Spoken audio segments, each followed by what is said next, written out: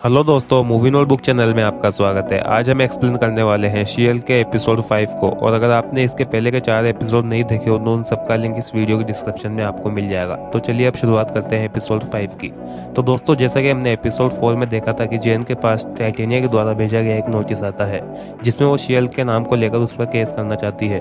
तो अब यहीं से आगे हम एपिसोड 5 में देखते हैं कि टाइटेनिया एक ब्यूटी प्रोडक्ट लॉन्च करती है और उस प्रोडक्ट का नाम होता है शी-हल्क बाय टाइटेनिया। और इसी प्रोडक्ट को जेन टीवी में भी देखती है, जिसको देखकर जेन को बहुत ज्यादा गुस्सा आता है और वो फ्रस्ट्रेशन में अपनी गाड़ी लेकर बाहर निकल जाती है। लेकिन बाहर भी उस प्रोडक्ट के कई सारे पोस्टर चिपके रहते हैं, जिनको देखकर जेन और भी ज्यादा गुस्सा होकर अपने घर पर आ जाती है। जहां पर हम देखते हैं कि उसका भाई भी उन प्रोडक्ट को बेचने के लिए खरीद के लाता है और जेन से कहता है कि तुमने बताया नहीं कि तुमने इस तरह का प्रोडक्ट लॉन्च किया है। फिर जेन कहती है कि ये मेरा प्रोडक्ट नहीं बल्कि उस कलमुही टाइटेनिया का प्रोडक्ट है, उसने मेरे नाम को ट्रेडमार्क करवा लिया है। अब यहाँ से आगे जेन और निक्की टाइटेनिया के शोरूम में पहुंच जाते हैं, जहाँ पर उस प्रोडक्ट को खरीदने के लिए एक बहुत लंबी लाइन लगी थी। अब ये दोनों शोरूम के अंदर जाती है, जहाँ पर जेन जलन के मारे उस प्रोडक्ट को खराब बताने लगती है और टाइटेनिया के पास जाकर उससे कहती है कि तुम्हें ये सब बंद करना होगा, तुमने ये घटिया प्रोडक्ट बेचने के लिए मेरा नाम यूज़ किया है। लेकिन टाइटेनिया उसकी एक नहीं सुनती और अपने फैंस के साथ फोटो खिंचवाने लगती है। अब यहाँ से आगे हम जेन और निक्की को अपने ऑफिस में बात करते हुए देखते हैं, जहाँ पर निक्की जेन से कहती है कि अब इन सब का कोई मतलब नहीं, वैसे भी तुम्हें शी-हल्क नाम पसंद नहीं था। फिर जेन कहती है कि शी-हल्क नाम मुझे अभी भी पसंद नहीं है, लेकिन ये नाम मेरी बॉडी पर शूट करता है और इस नाम की वजह से मैं कहीं भी अकेली आ जा सकती हूँ। तभी वहाँ पर पीड़ो आकर निक्की से कहता है कि मैं अपने लिए सुपर हीरो स्नेकर खरीदने वाला हूँ, लेकिन प्रॉब्लम यह है कि वहाँ पर सिर्फ एक मेंबर को एक ही जोड़ी मिलती है। मैं चाहता हूँ कि तुम मेरे साथ चलो, मुझे 2 जोड़ियाँ चाहिए। तुम अगर मेरे साथ चलोगी तो तुम्हें मैं एक दोस्त से मिलवाऊंगा जो फैशन के मामले में बहुत बड़ा मास्टर है। यह सुनकर निक्की उससे पूछती है कि क्या तुम्हारा ये दोस्त किसी ऐसे को भी जानता है जो सुपर हीरो की ड्रेस बनाता हो। फिर ये दोनों गाड़ी से पीड़ो के दोस्त के द्वारा बताई गई जगह पर पहुंचते हैं, जहां पर ये एक चाइनीज से मिलते हैं। फिर निक्की उससे चाइनीज भाषा में बात करने लगती है। फिर वो इन दोनों को पुलिस का आदमी समझने लगता है। इतने में पीड़ो उससे कहता है कि तुम डरो मत, हम पुलिस के आदमी नहीं है, बल्कि मेरे दोस्त ने तुम्हारे यहाँ का पता दिया है और उसने कहा है कि तुम्हारे पास से हमें सुपर हीरो की कॉस्ट्यूम मिल सकती है। फिर वो चाइनीज उन्हें एक सीक्रेट रूम में ले जाता है, जहाँ पर हमें एक फनी मोमेंट देखने को मिलता है, जिसमें हम देखते हैं कि चाइनीज एक अलमारी खोलता है और उसमें सुपर हीरो से जुड़े कुछ नकली सामान होते हैं, जैसे कि थोर का हथौड़ा, कैप्टन अमेरिका की शील्ड और कुछ एवेंजर्स के कॉस्ट्यूम देखने को मिलते हैं। ये देखकर निक्की उससे कहती है कि ये सब नकली सामान है, मुझे मेरी दोस्त के लिए असली कॉस्ट्यूम चाहिए। क्या तुम किसी ऐसे आदमी को जानते हो जो इस तरह के कॉस्ट्यूम बना सके? फिर वो कहता है कि हाँ, मैं एक आदमी को जानता हूँ, लेकिन पहले तुम्हें मेरे यहाँ से कुछ कॉस्ट्यूम खरीदने होंगे।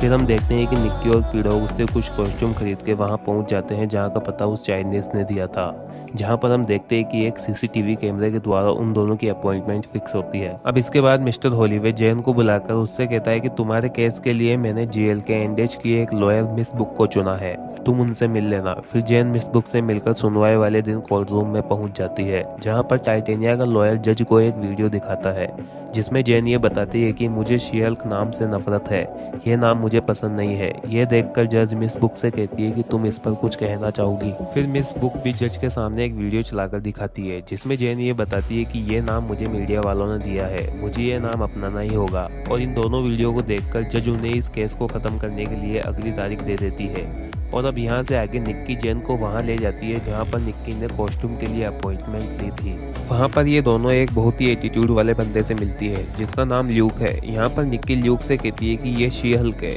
ये एक लॉयर है। इस पर ल्यूक कहता है कि मैं किसी लॉयर के कपड़े नहीं सिलता। फिर निक्की उससे कहती है कि ये सिर्फ लॉयर ही नहीं बल्कि एक सुपर पावर वूमन भी है, रुको मैं तुम्हें एक डेमो दिखाती हूँ। फिर जेन उसे शी-हल्क से जेन में बदलकर दिखाती है और उससे कहती है कि क्या तुम मेरे लिए एक ऐसा कॉस्ट्यूम बना सकते हो जो जेन और शी-हल्क दोनों की बॉडी पर शूट कर सके।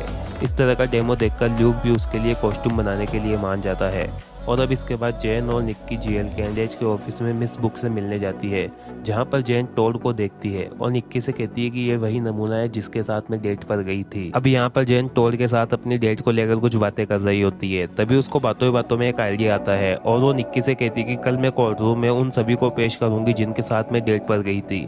उनके जरिए ये साबित हो जाएगा कि मैंने शी-हल्क का नाम पहले भी यूज किया है। फिर इसके अगले दिन कोर्ट रूम में जज मिस बुक से कहती है कि क्या तुम्हारे पास ऐसा कोई सबूत है जिससे पता चल सके कि शी-हल्क नाम केवल जेन का है? इस पर मिस बुक कहती है कि हाँ, टाइटेनिया के ट्रेडमार्क से पहले जेन ने अपनी शी हल्क नाम से एक प्रोफाइल बनाई थी, जिसके जरिए वो कई लोगों के साथ डेट पर गई थी। फिर मिस बुक उन सभी को जज के सामने बुलाती है जिनके साथ शी हल्क डेट पर गई थी। फिर वो सभी एक एक करके जज को बताते हैं कि हाँ, हमने शी हल्क नाम देखकर ही उसको डेट किया था। फिर जज अपना फैसला सुनाते हुए कहती है कि ये नाम केवल जेन का है और टाइटेनिया को इस नाम को यूज करने पर कोर्ट रोक लगाता है और साथ ही बाजार में बिक रहे टाइटेनिया के प्रोडक्ट पर भी रोक लगाती है। और इसी के साथ हम देखते हैं कि टाइटेनिया शी हल्क के पास जाकर उसे कहती है कि ये खेल अभी खत्म नहीं हुआ है जेन। फिर इसके बाद जेन मिस बुक को केस जीतने की खुशी में शाम को ड्रिंक के लिए इनवाइट करती है, जहाँ पर मिस बुक जेन से कहती है कि तुमने अभी सही ढंग से कपड़े पहनना नहीं सीखा। यह सुनकर जेन को याद आता है कि उसने अपने कॉस्ट्यूम बनाने के लिए ल्यूक से कहा था। फिर यहाँ से सीधा जेन ल्यूक के ऑफिस में पहुंचती है, जहाँ पर वो ल्यूक से कहती है कि क्या तुमने मेरे लिए कोई कॉस्ट्यूम तैयार किया। फिर ल्यूक उसे एक कॉस्ट्यूम देता है और कहता है कि तुम इसे पहन के चेक कर लो।